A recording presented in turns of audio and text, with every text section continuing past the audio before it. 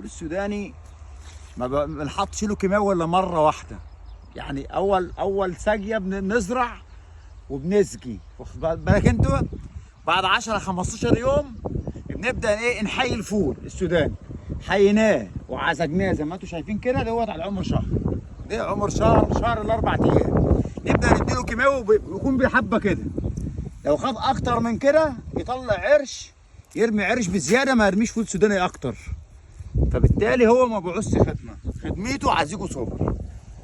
دي بتبقى الكميه بتاعت الايه؟ الفول السوداني. ما بياخدش خدمه اكتر من كده زي ما انتم شايفين كده. بصوا الكميه حتى ظاهره الله عامل ازاي، حاجه بسيطه جدا. كل سنه وانتم طيبين.